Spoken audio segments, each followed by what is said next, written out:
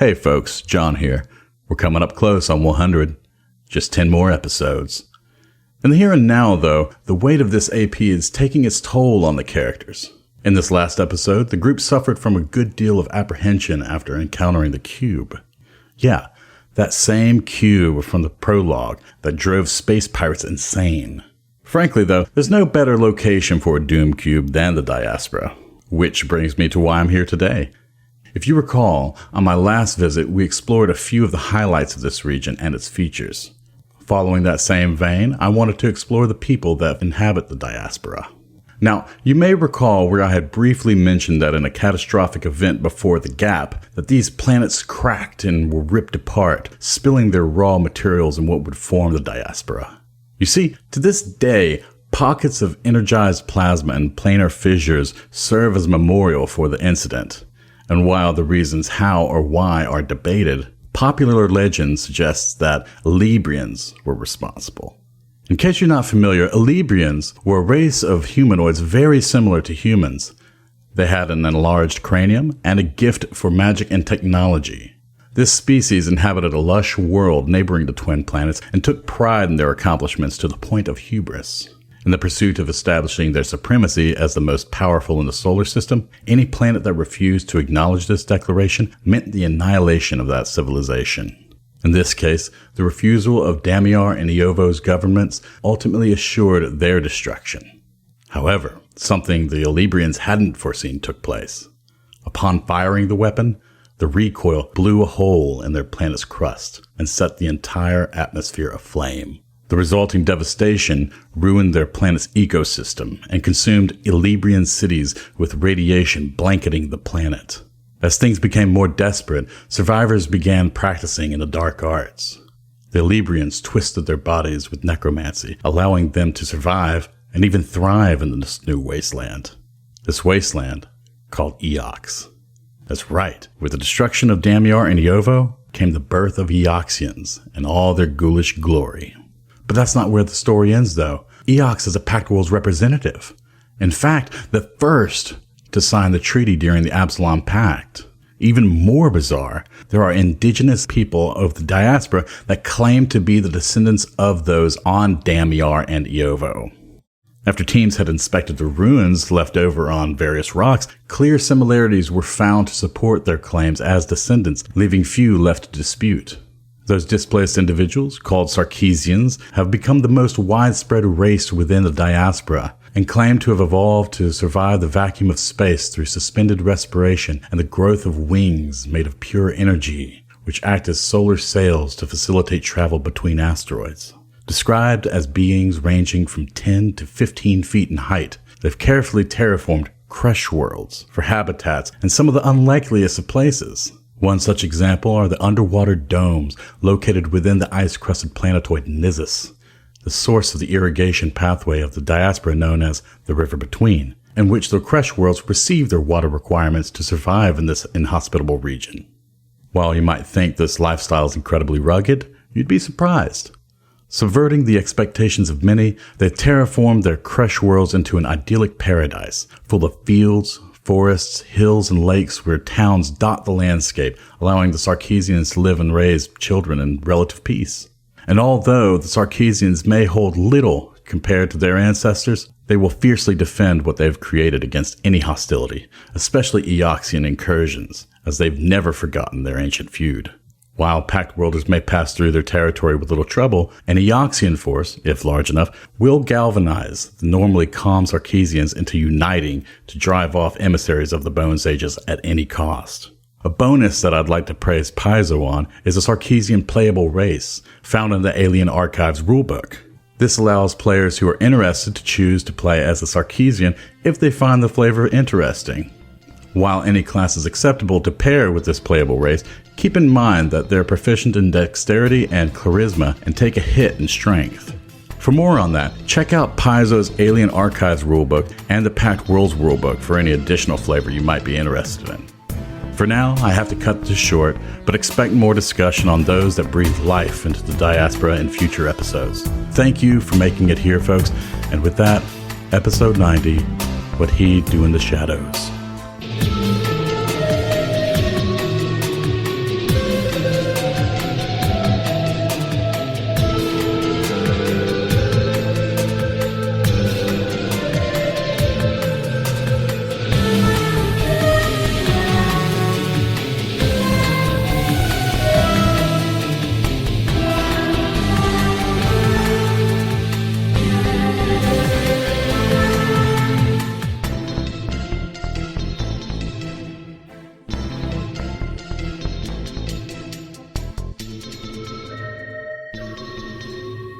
Y'all, this is episode 90.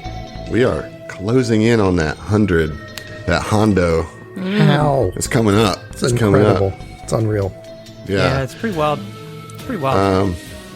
It's about as wild as how you ended last episode. Oh, what? That whole thing? GM call out. Let's bring that to attention. Yeah, why the fuck would you do that to us? Well, we did our first extreme. Yeah. Well, that made it an apt cliffhanger, right? The two sides of the coin are like, as mad as we were at you ending the last episode on that cliffhanger, I was equally excited waiting to start this episode. Right. True. It is a double-edged sword. Yeah. Of suspense and utter disillusionment with me as your friend and GM, right? That's kind of it's it's a mixed bag, man. It's complicated. It's a lot of ins, a lot of outs. You take the bad. Man. I'm going to change my Facebook status to "It's complicated." Yeah.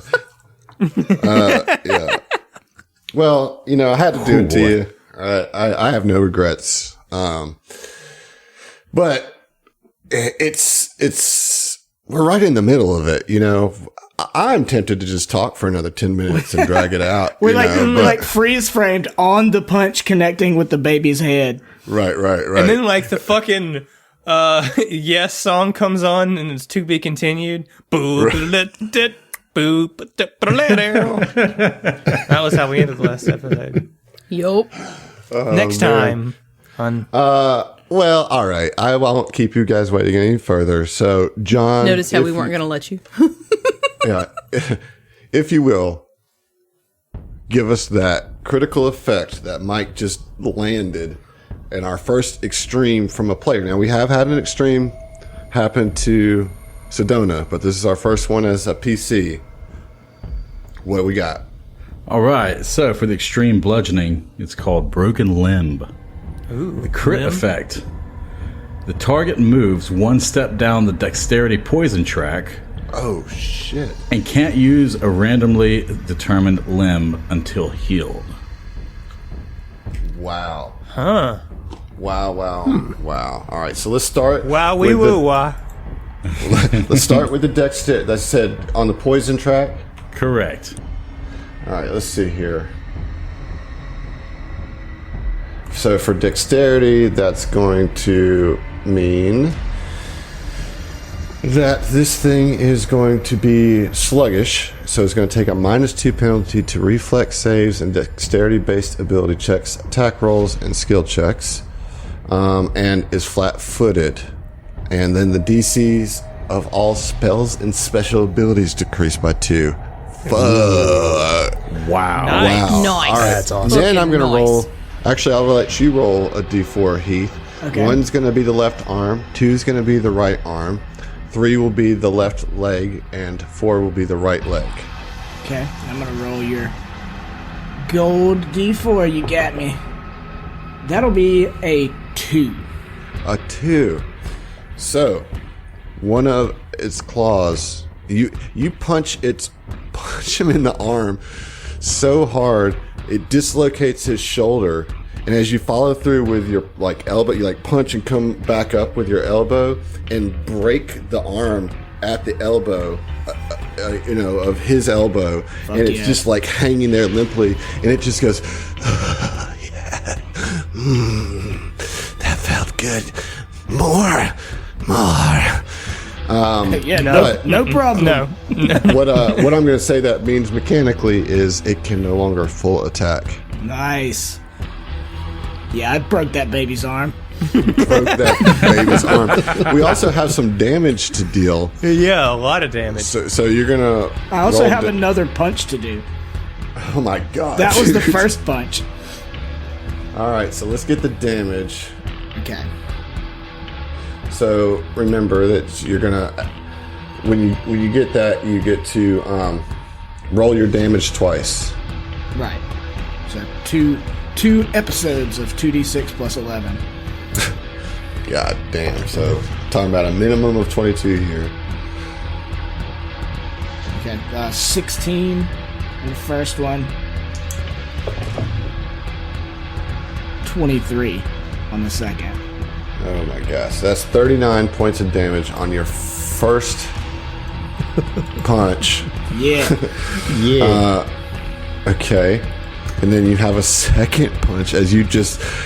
I mean, you literally mangle this arm. It's just hanging there like a loose tendril at this point. Just kind of twitching, if moving at all. And you come across with your cross, and let's get it.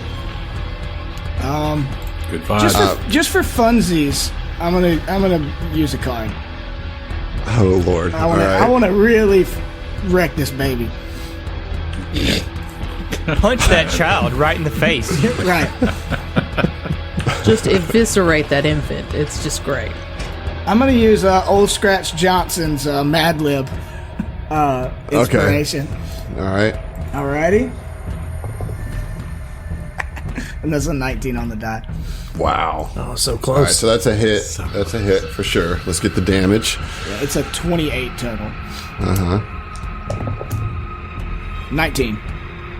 19 points of damage. Got it. Hell of a turn there, Mike. I mean, you just beat the snot out of that baby, dude. Like, Whip that baby's ass. bloody phlegm, just and a broken arm. I mean, like gone, broken, into pieces, shattered. What bone structure there was? My God, Ziva. The baby's like, joke's on you. I'm into that shit. Yeah. Please more. Found his kink. You're a big old lizard. Oh, God, no. This is all kinds of wrong. Ziva is going to re-up get him and be like, yes, Morgan, good job, keep it coming. And is, there's just so much, cover. Remember, it's flat-footed now, so. She's going to shoot at it. Ooh, an 18 on the die. It's plus 9 is All right, you got that it. many. It's a hit. Yeah, it's a hit. Okay. I'm really proud of you, Emily. Like, Is that many? just anytime you actually hit, I'm just so proud of you. It's an exciting time for me. That's going to be 8 piercing damage. Okay. And that's it. Oh, wow. All right, round 6. Kuiper, you're up. All right. Are you going to continue the aerosol? Kuiper is just going to continue with the aerosol and stick where he's at. All right, so then it's turn. I think it's gonna. He's not liking that you're spoiling his trick. So he's gonna. Well, I think he's gonna bleed. So he's gonna take that. Creepy fucking weird ass. And he's Baby. going to attack Kuiper. Bodyguard feat. Okay, well that was a natural 20, Oh, well. and then I'm gonna roll to confirm. That may or may not confirm. I don't think it will with a maybe 26. Yeah. Even with No, bodyguard? this is good. It's good. Oh yeah, even you get +2 to your ACs. Oh, let me see. Yes. Yeah, that still goes hit. through. All right, so that is a confirmed crit. Are you in harm's way, or are you just like, No, I'm not. sorry about it? No, because you it's don't really like Kuiper. Kuiper, do you? Yeah. No, that's the thing. In fiction, I don't like Kuiper. I tried to prevent him from being hit, but I'm not going to take it. All right, well, let's draw that critical card there, John. All right. Crit fumble, right? This is a critical hit. We haven't gotten his name. God. We just got it that it's a shadow baby. Mike's like, I'm nice, but I ain't no saint. Okay, so the extreme is electricity. All right, so this is not an electric attack. Okay, and this is a kinetic, correct? Just making sure. Yes. Okay. All right. He sounds so thrilled to read this. That's about to hit him. On himself. Fin fillet. Flay? Oh, wow, dude. Bonus effect. The target loses one form of movement other than land movement until healed. Oh, you can't swim. Oh, darn it. Shit, I can't climb up walls. All right, whatever. Nice. Why anymore? All right, Nice. so you're gonna take a good bit of damage here, though. So you're gonna take 13 plus... That is 29 points of slashing damage, and then I need you to make a will save. And will save. Let's see here. Yahtzee. That is an 18 on the die plus 9. So that's going to be a 27 on the will save. All right, you're all right there. But you do take that 29 slashing damage as it just like rakes across the front of you with its good claw. Ugh, you know what? Still worth it. And you cannot swim. Yeah.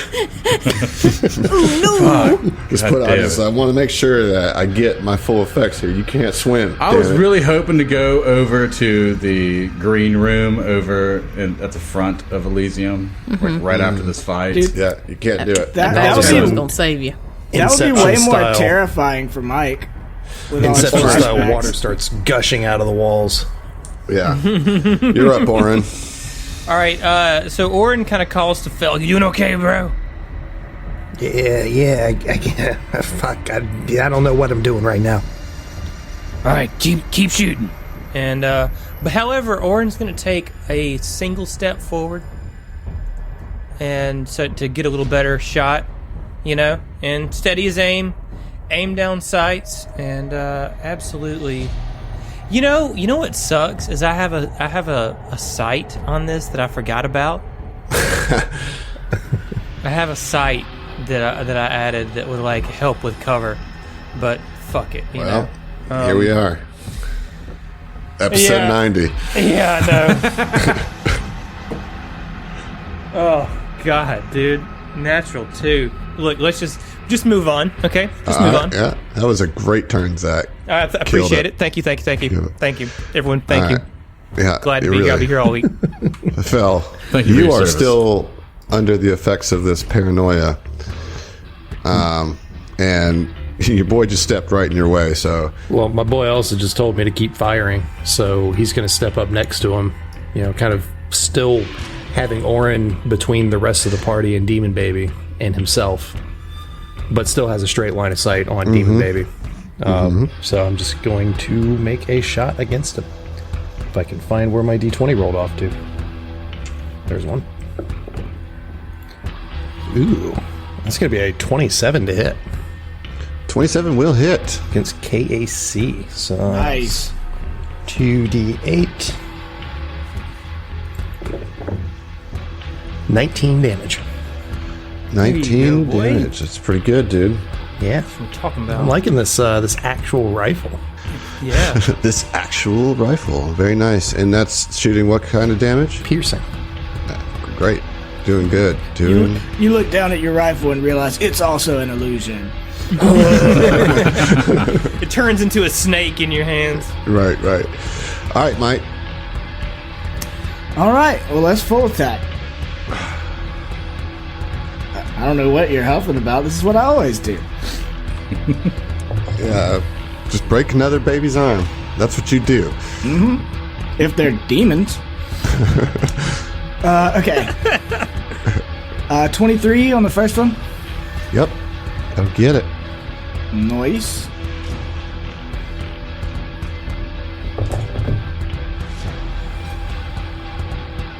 $19.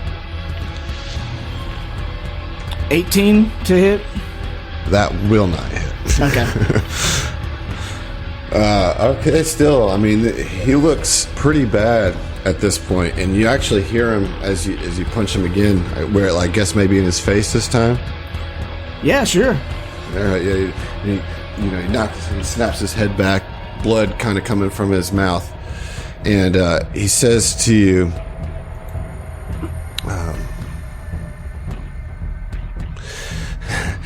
"The Dark Lady's experiment here is already a success. You're not stopping anything. She will become stronger, and you will see. I think I'm done playing now." Ziva, you're up. Does everybody hear that? Yeah. Ziva's gonna re-up get him. Keep it up, Mike. Keep it up. And she kind of aims her gun at the little thing again. And she hears that. And she points her gun a little higher.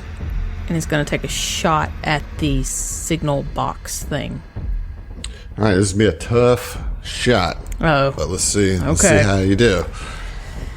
Come on, natural 20. Just do that. You know what? Inspiration. Why not? All right. Gonna use my Jason inspiration. Okay.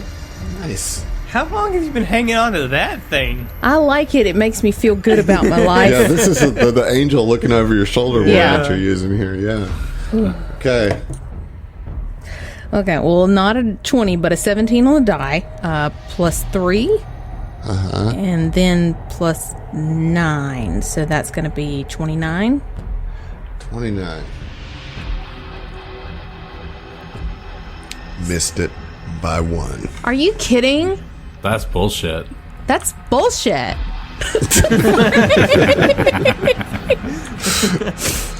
Oh, man. I hate it. Round 7. Kuiper. So Kuiper is going to go ahead and real quick on it. Yeah, just keep it visible. Yep. Okay. And then hold your ground. Holding my ground. All right, Oren. Yep. Orin does a mental checklist of how many rounds he has left in his chamber, and he's got them, so he is going to full attack. All right. Alright, so we got Ziva's get him on there. And I've got a clear line of sight. Yep. Alright, let's go. Alright, that's a natty 14 plus 7, 21, 22 KAC. 22 KC. It's also flat-footed too, Right, so right, it's right. AC's. Alright, bet. Alright, I'm gonna go ahead and roll the second attack then. You know, Rax leader, let's go. And then that's probably not gonna hit. That's a natural 10. But it is plus 8. So that's an 18. Plus a get 'em. So 19. No, it's a plus 7 plus 1 for Ziva's get him. So. Oh, okay. Apologies. Okay. So that misses. Okay. Alright, well, we'll take the first one. Not bad. 11 plus 8, 19 damage. Okay. All right. Alright, that's my turn. I got 2 rounds left in the chamber. Or in the tube, rather. In the tube. Did I take its turn before you? No. No, you didn't. Oh, he's also going to so bleed. I skipped its turn, but I'm gonna just go now. That's fine. I mean, that's just too bad, Adam. Like, you Yeah, forgot to I do your mean- turn. You forgot to do your turn. Yeah, You just told me delayed to it. go. Just delayed it. That's all. All right, so taking the bleed, got it. All right, this thing looks real bad, and it is going to attempt to disappear. It's got the spray on it. Yeah, but this is different. Oh, This is a different thing. Well, I don't like it. You see it trying to like disintegrate into the shadow plane. So it's going to provoke an opportunity attack from Mike. So get your opportunity attack there, Mike. Okay. And you're going to see it try to like run into the shadow and kind of wisp into the shadows as it gets closer to the darkness. 25? Well, 26 Yeah. would get him. Yeah, you're absolutely going to get the opportunity hit on the back of its head as it's running from you. Hit him in the soft spot. 17. That's too far, Emily. Oh, No. that's the one. That's the I one. mean, I broke his arm. Yeah. It's 17 damage. Oh, man. Titanium, Almost. the mic, Almost. the baby breaker. The baby breaker. Wow. But it does, drift off into the shadows and then evaporate into the shadows. And Kuiper, you can't even see it because it's like... does Glimpse of Truth let you see into other planes? Just I the was ethereal. actually just looking into that. Yeah, ethereal plane, which is a transitive plane between but not the planes. shadow plane. Yes, correct. Not the shadow plane. Yeah. So it disappears, kind of screaming in mad glee as it does, and we are out of turn order. You guys have defeated it. I know it doesn't feel like it, but sometimes they run. This thing didn't want to die and had a way to go. But you definitely defeated it and chased it away. Yes. Whew. That's a hell of a encounter there, huh? It was a bit of a scuffle. It was something. Yeah. Feel like if And about Kuiper... 12 seconds later, Fel regains all his senses. Oh, good. Thank goodness. Yeah, so for those 12 seconds, he's still kind of hiding behind Orin, Right. eyeing everybody and like aiming from party member to party member, and it's just like thinking to himself, "Fuck you, fuck you, fuck you. You're cool. You're cool. Points at his head for Terry. And fuck you." And 12 seconds pass. I'm out. Yeah, and Orin will start reloading. Fel, it's all right, buddy. It's gone. Well, this is it's a little embarrassing, guys. I don't know what came over me. I leaned out over that ledge and it just. I'm sorry. I'm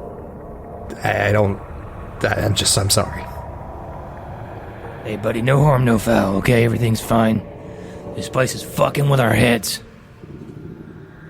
Yeah, clearly, I to take your line, Orin. I don't like it. Yeah, I really well, I don't don't like blame it. you, man. I feel the same way.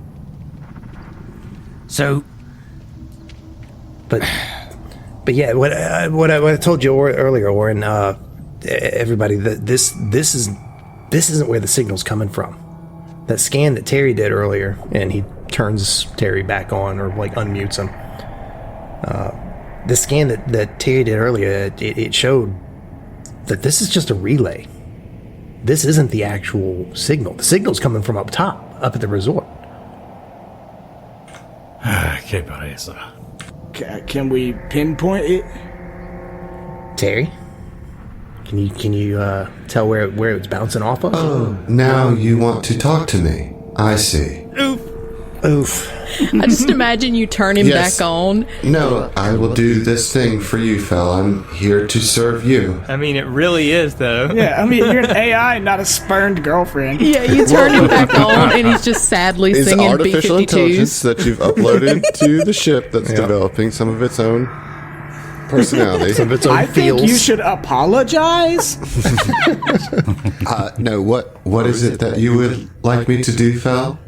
Terry, first off, I'm sorry. I wasn't myself, but I was wondering if you could check to see if you can tell where this is, what the source signal is, what this is repeating, like where it's coming from, specifically.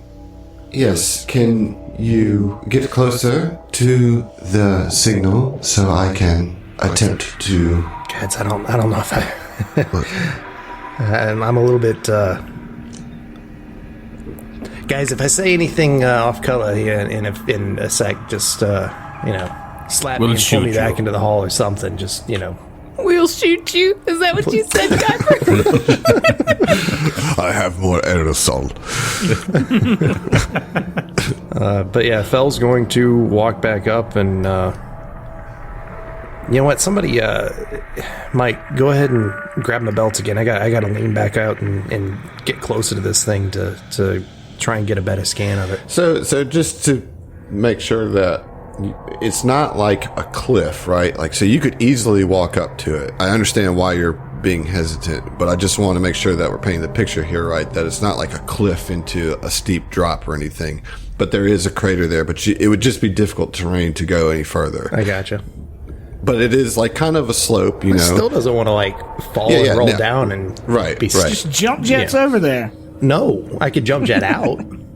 But but you can get close enough, anyways, for your remote hack. And Terry is able to triangulate and says that it's almost directly above you, like straight up. Can we look at the schematics and see what is above us? Well, there are no schematics that align those things. I mean, this is an abandoned, forgotten mine, and you're pretty deep. However, there is the elevator that is built into. And presumably goes straight up. Obviously. It is a Willy Wonka elevator. Left, Go right, sideways, diagonally. west. Well, after he says that, Z's gonna kind of look around everybody and just be like, "Well, then we don't need this one anymore. Oren, would you care to do us the honors?" Pew pew. Yes. Oh, yes, ma'am. Absolutely. With pleasure. And Oren will take a shot at the little box with the blinking red light and just see. Yeah, so if you want to get closer and not have maybe as difficult a time as Ziva did, shooting past 3 people into a dark hole into a tiny little... Well, I mean, he's got a lot of range on the rifle, man. I mean, it's... In solidarity, Mike picks up the LFD screamers. Like, I'll shoot it too. One of us will hit it. Yeah. I mean, he's got 100-foot range on this thing. I just think we like all all 5 unload. of you step up to the end and just like a like... firing line. yeah. Let's go. Yeah, Can let's we see who all gets roll? let's see who gets to do 23. it. All right, 23. No. 11. Oh, plus What'd you get, 11. The 13. No. Okay, 23. 26. Mike with the... Mike. Mike shoots it with the sound device, and it just like rattles out of the hand, and like then kind of tumbles down and breaks as it's being just ruptured by sound waves, and the little red light just stops blinking. And when it does, your tracking, your little GPS tracking that you had been using to hone in on this, all of a sudden goes crazy. It's like, and like kind of resets itself to the actual signal. Ooh. Because this like little repeater, this blocker is gone. Well, guys, I think we got a pretty direct bead, I think. Unless there's another one of these pieces of shit. Straight to it. So, Cap, you want to get at it? Yeah, Ziva kind of shakes herself. So is that same feeling still around us? Like, do we still... Okay, so this place is still thin. without a doubt the origin of the thinning of the fabric. Like whatever happened here, you get the sense that this is what caused the initial problems. And that the signal obviously is something separate from this, but it was this kind of whatever incident happened here. This was because there's so much power here. They were able to use this repeater here. Gotcha. The thinning caused the signal, not the other way around, or was a result of. Anyways, well, don't make any assumptions here. I'm telling you what I'm telling you. Fair enough. Yeah, Ziva would kind of like nod towards the elevator and say, "All right, everybody, okay? We're good to move forward. We're not certainly sure what we will find. Mikhail, you all right? Because I can't remember. Did anybody take damage? Huh? I took a little stamina, but I'm good. Okay. Listen, it may be a minute before we can catch our breath again. Once we get to the top, who knows what's up there? So, if anybody ain't feeling 100%, now would be the time. No, I'm feeling good, man. I'm good. Clean 88 out of 104. Wouldn't mind thinking about 10 minutes. Well, right, we can take 10. I think like probably might. Maybe the short rest is in order. We got a clear, safe room. If we're taking 10 minutes, then I'm going to top off. Yeah, Phil will stand watch for it. Because he's still good. I mean, I'm good. I'm Yeah, all I can Ziva's- do is restore HP, so I'm not worried I'm about down it. HP for what it's worth. Yeah, same. I mean, I'm down a couple HP, but Okay. it's fine. You know, I'm not going to waste a spell slot. That's cool, healer, you know. Listen, dude, I got a lot of ins, a lot of outs, man. I got things I'm going just on. I messing got, with you, bud. A lot of spell slots in the Got a- dude's noggin here, man. exactly. All right, so those who want to take a short rest, drop that resolve. Yeah, the get rest your of us will stamina stand back. guard. Yeah. You got So it. while we're standing guard, Ziva's just gonna kind of, again, in her head, is just gonna kind of say, just poking the ether, just gonna see, why did you run away? We were giving you such You up? wonderful pain. Yeah, you up? ABB, you up? Like, kind of, like, You hear some laughter. Like, She's trying to talk to our pet. She thinks that he knows what's going on. My dear, you will see. Don't worry. It's too late for you now. We are already deep inside you. You are one of us now. didn't expect a response. That's cool. All right. Neat. She keeps it to herself because that last part kind of freaks her out a little. as it should. As it should. As is tradition. You still have enough of your sanity to know that that's not a not cool good. thing. It's Yeah, not it's good. not cool. It's not cool to be one of those folks, Well, no, whoever us. they may be, whatever these voices may be. Our pet. Yeah. Yeah, as soon as rest is up, we'll marching order and head to the elevator. So I want to just show you something real quick. I'm going to move your tokens. I've been showing this to you kind of piece by piece as we've been going through it. But here's a side view. Oh, wow. Oh, okay. I mean, it's deep, isn't it? Yeah, you're way down there in the H, right? So you're down here. Yeah. And so it's a long elevator ride up. It's like and a Mass Effect loading screen long. Yeah, Yes. well, it's a hey, let's check in with the characters and their mindsets ride up. You know, you guys just went all the way down in this mine and found the result of some horrible incident. I mean, something like utterly destroyed this. And it seems so incongruous with the mine, right? Because as you were going through the mine, most of it was like dwarven stuff, and it was it was mining equipment. But as you got further down, you found all this scientific equipment, and it was all the stuff that you wouldn't typically find in a mine, and kind of culminating in this site of darkness and disaster. And there's, you've lost Cathessa, you've lost Talk. There was quite a few grueling and harrowing battles there for you. I mean, some of you have gone deeper into your corruption. Let's start with you, Mike, because there's a lot going on, I think, with Mike, and you don't have to resolve it now, but I just want to know what's going on with Mike, particularly finding Gardenzia's body and fighting his spirit.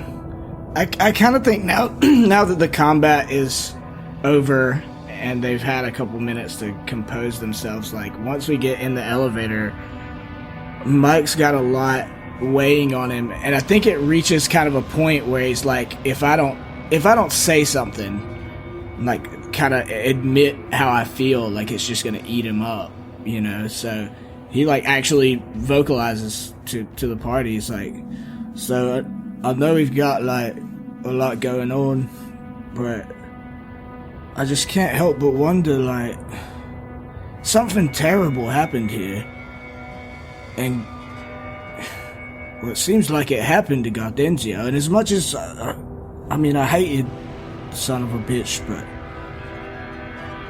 he was like my father for most of my life, and I never thought I'd feel grief over that, knowing that he's going.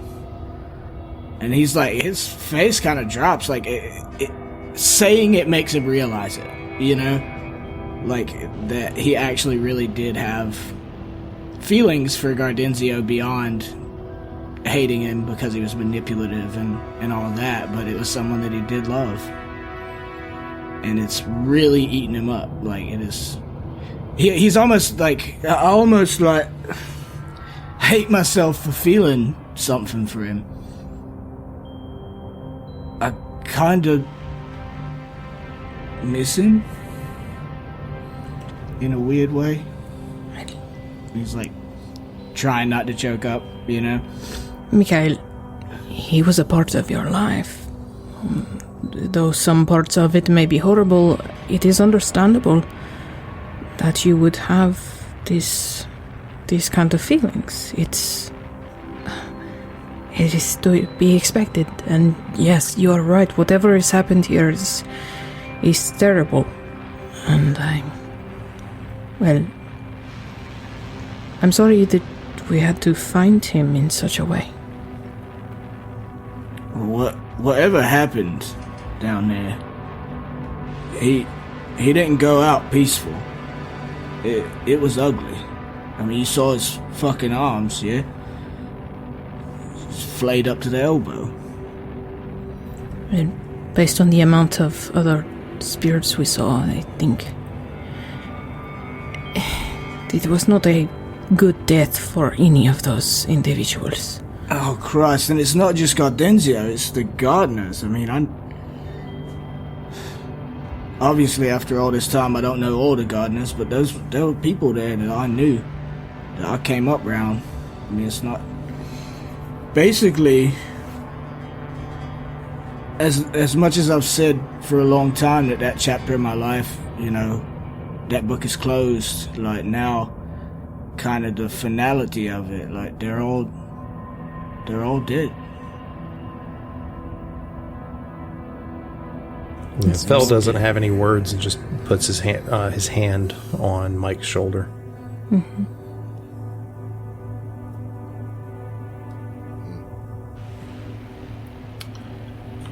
Well, what is Fell thinking? Fell is pretty low. I mean, also, you know, the Verthani that you were kind of buddying up with turned out to be a reptoid. Yeah, well, yeah, there's that. And you have augmentations from said reptoid installed in you. Yeah, well, there's still good augmentations, man. I mean, I get it. I'd be a little nervous, you know. As far as you know. I mean, he may need to get them checked out by another real doctor or something. I don't know, but no, he's gone from being so sure of himself, having, you know, rescued Zeno and having kind of come into his own within the group, and just now thought, against his own will, but thought that they were all betraying him, that they all were hostile towards him, and that's kind of shaken him, you know, along with all of the other events that have happened here. Go ahead and put that shaking condition on your... There it is. There it is. All right. I'm just kidding. Don't do that. Okay. It's a hell of an old callback, Adam, you son of a bitch. I've been waiting for a long time. But no, he's unsure. He's very much not, you know, and like with the encounter with the reptoid and its minions, and then Mike flat out calling him a murderer afterwards. You know, he's kind of he's not in a good headspace right now. He's ready to leave. He's ready to be done with this and to be, you know, to try to start healing. Yeah, I mean, is there any thoughts for Keon Reese? Does anything that's happened at this point contextualize some of what's been going on there? It just makes him even more confused about what's happened with him and concerned for an old friend. Yeah. Okay, let's move on to Kuiper. You're kind of the new guy here in the group, and you're throughout this whole process, you're also kind of taking in and trying to assess the APA and who they are. And I mean, right now you've kind of thrown your lot in with them. How are you feeling about that decision, and how are you feeling about being led here chasing Keon Reese? He's not here and getting embroiled in this whole other shit, you know? Well, this is certainly not as much of a picnic or as easy as he originally anticipated. He just assumed that he was just going to infiltrate New Elysium and manage to smuggle him out, you know, or whatever there is to be done with finding his mark here. But he's got a lot on his mind, you know. I mean, aside from trying to put the pieces together with Keon Reese as it currently stands, he's also looking at the tablet that he just received, you know, shortly ago. And anyway, he's thinking back on Rami's transmission, and he's feeling uneasy about it. And so, from his own assessment, you know, anything affecting it technologically appears to have already been wiped, but he still doesn't. He wants to feel assured that this data pad is not in any kind of way still like lingering energy. So he's just going to go and like address Oren as Mr. Vance, if you would be so kind. And he's just going to gesture with the data pad. I want to make sure there's nothing devious lingering on this machine, aside from being a piece of cheap Abador shit. Say that again. Sure. I guess like a mysticism check is what you want me to perform on that? Yep. Yeah, I got you, bro. Sweet. Oren just kind of, you know, Sweet. hovers a hand over it. He doesn't even want to touch it, but he'll hover a hand over it and kind of feel it out, you know. That's a natural 17 plus 16. 33. 33. Yeah, you get the sense that it was effectively wipe cleaned and has no hint of that kind of hybrid magic, you know, that the app had installed on y'all's comm units, you know. So Oren just, you know, after a moment of kind of like vibing with this thing, is just like, yeah, Kuiper, other than it being a cheap Abadar Corp piece of shit, it's fine. Well, at least maybe it will come to use. I don't know, but we'll see. But thank you for looking into it. Yeah, well, good looking out down there. You did good work. Appreciate you. He kind of gives him like a nod, a really firm nod. Go ahead and just mirror that nod back. And kind of speaking to that, Zach, you know, Oren's gone through quite a transition of his opinion of Kuiper. Because, I mean, when you first met him, you didn't trust him at all and was uncertain of his motives and, you know, why would somebody with such artillery come here and why would he be lying about who he is and all that kind of stuff. And now you know who he is, why he's here, and have actually seen him operate. You know, talk a little bit about what Oren's thinking about Kuiper, then beyond that, like what's happening here with the fabric of the universe. How's that affecting Oren too? Yeah, well, man, your boy Oren's got like kind of a lot on his plate. First of all, but as far as Kuiper goes, yeah, he feels a little more closeness with him, as far as Oren can feel closeness, and he certainly has a respect for the way that he operates. Mm-hmm. I think that he sees a lot of similar personality traits within Kuiper and can understand him, even if they're not, you know, to the point of sharing drinks. And well, they have shared drinks, I guess, but well, he bought you a drink. He bought me and then dipped. Then left. Fucking ghosted me.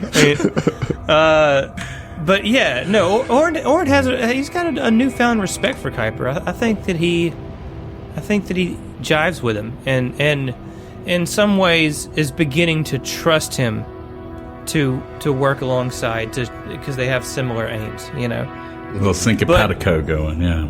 Yeah. But in terms of the other shit, you know, Orin is awash with mixed feelings and thoughts. I mean, he certainly knows that he is corrupted in some way, but it's not manifesting. So I think I would maybe describe that as he can kind of feel that darkness in his core, but also maybe the light of Ibra is kind of pushing that darkness away, which also harkens back to whenever he had his first vision floating through space with Ibra that he told Sedona about, and saw this darkness and light kind of battling.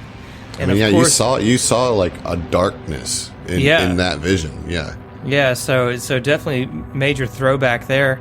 I think he is reminiscing a little bit about Evelyn and doesn't know quite how to feel or what to think about that. It's just a lot of hard emotions. I mean, he's worried about, and because of that, because of the visions that he's had with like the Ibra, Sedona, Evelyn hybrid thing, telling them that he's going to have to protect his captain. He's worried about Ziva. He's worried about the road that she's taken. He's worried about Mike and kind of the way that Mike's fallen off. And of course, he's worried about Phil. He just had to, stop Phil from freaking out, you know? So he's concerned, and he's feeling a lot of pressure to try to keep everything together when he's barely keeping things together. But in terms of his outward expression, he just looks around the elevator at each party member in turn and just kind of gives them a stone-faced nod and is like, all right, we got this, folks. We can do it. Even though inside he's just a mess. He's just a mess, yeah. Yeah. Good. Hey, Emily. Hey, Adam. How you doing? You doing okay? I'm good. No, I'm good. Yeah? All right. Oh, We're going to dig into Ziva a little bit. okay.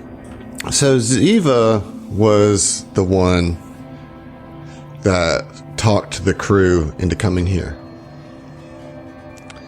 And Ziva is the one who is battling the most with the corruption and embracing it kind of more than others. Right? There's this conflict there of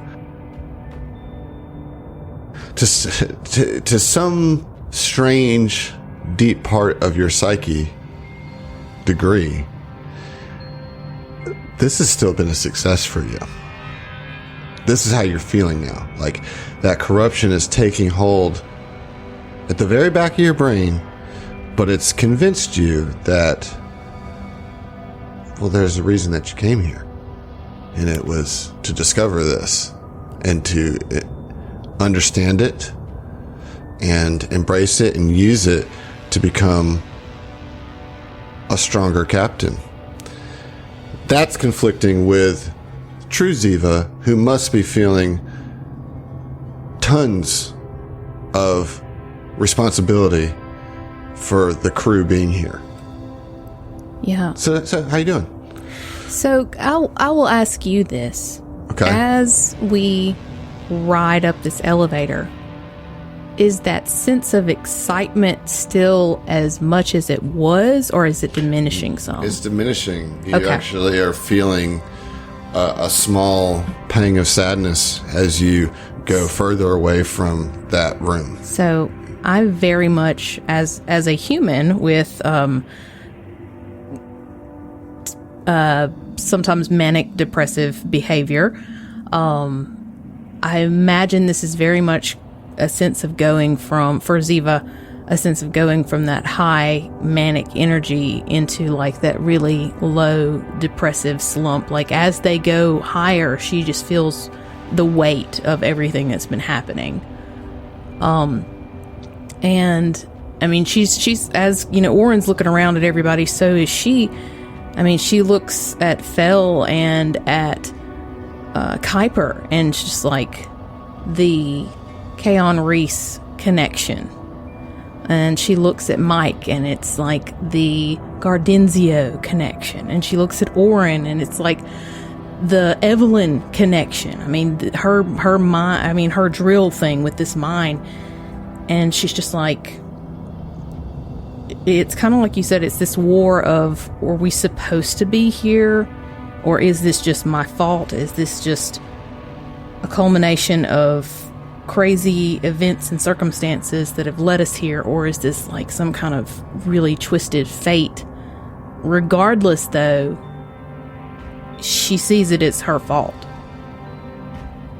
And I mean, that weight is just really, she is like mentally and emotionally exhausted, and looking at her crew and kind of what they're going through because of something she essentially pushed them to do. It's really hard. And I think, though, the worst part of it is that the joy is lessening. Like, she's losing that sense of excitement that she had when they were down there. And, like, she's mad at herself because she's missing it. Well, thank you all for those fantastic responses, and we're gonna do inspirations across the board. Nice. Fantastic. Emily, we're just gonna go backwards, so we're gonna start with you. Go ahead and draw an inspiration. Okie dokie. I'm gonna do that then. But first,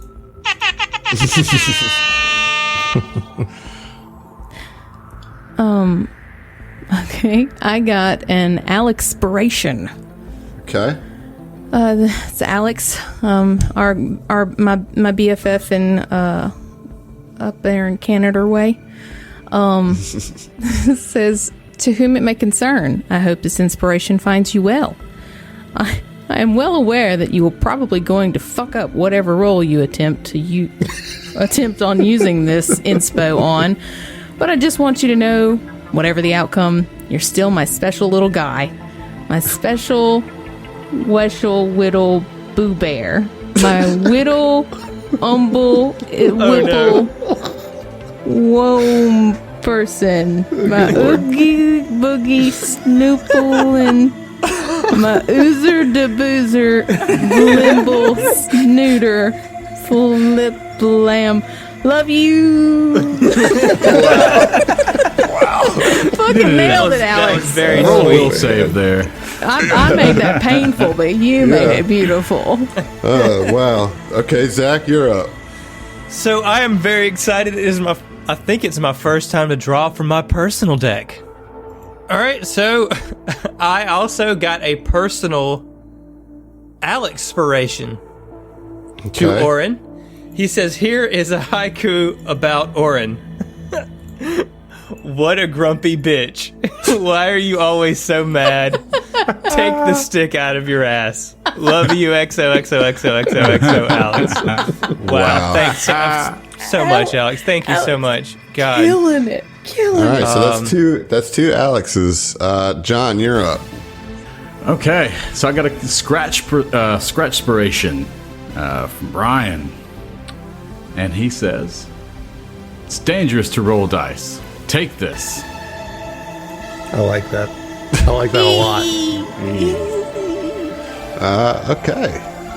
Josh, inspiration. I also got one from my personal deck.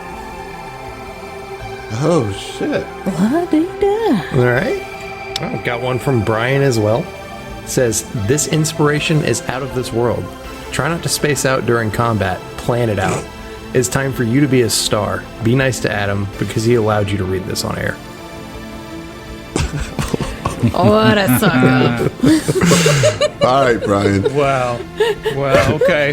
I guess that's how I get an inspiration, is through stealing y'all's. Yeah, that's it. Yeah.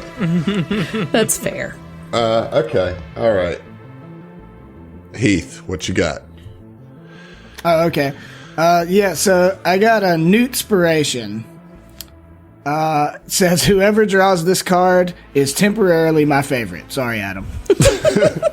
All right. Well, thanks, The Cody. cards take and they give, Adam. Yeah, that's Cody, Sir Newt. Appreciate that. Thank you. That's the inspirations. All right. So those were the inspos. Thank you, everybody, for submitting them. And thank you, players. That was some really good stuff, some good insight on your characters. And you take this long elevator ride back up. And when it finally reaches the top, the door opens. And it's eerily quiet. You no longer hear the sounds of battle or screams of guests. The doors open onto a long and brightly lit hallway that stands out from the rest of New Elysium by its complete lack of decoration or other finishing touches. There's a door at the end of the corridor and is locked with a physical lock. I mean, I would try and break it open with engineering or pick it. Yeah, I'll try to aid you. Same. Aid. Aid. I auto aid. Yeah, I auto aid too. What am I doing? So that's 2 per aid, right? So extra 6. Yeah. 28. All right. Total? Yeah, I rolled pretty poorly. That's still enough to get it. And so the door opens and it looks like it enters into a lounge of some sort. And you see the furniture of the staff lounge. You kind of make a sense that this is what it is. You kind of come into the back door of the staff lounge, and the furniture here has been rearranged haphazardly about the room to provide makeshift cover against anything that might enter through the northern door. Dr. Lohman and 2 security guards are crouched behind these barriers, startling when they hear the sound of the door opening behind them.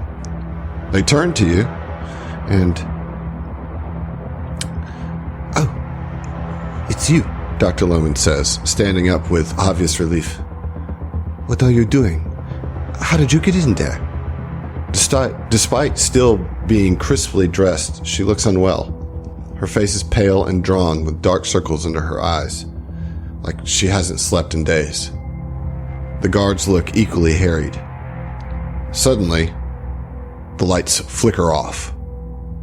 When they return a moment later, the Buzzblade, Zidheel Korin, stands behind Dr. Lohman, his blade completely piercing her chest. Kefesu, all 4 of his arms outstretched, occupies the northern doorway.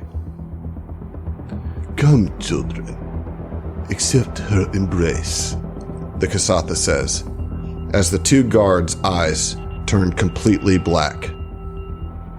"And we'll see ya." Oh no! Man. We're gonna have to kill the Buzzblades. Yeah, we're gonna kill these buzz blades. Dude, that's like Drew Brees walking through my bedroom door as a zombie. Like, what the fuck, dude? Pretty cool story, bro. It's gonna be real hard to have to explain this to Rupert, for sure. Oh man. Yeah, so You gotta know about this. There's something you don't tell. Helped kill/murder all the Buzzblades. No, we helped. This episode has been sponsored by Roll20. This is how we roll.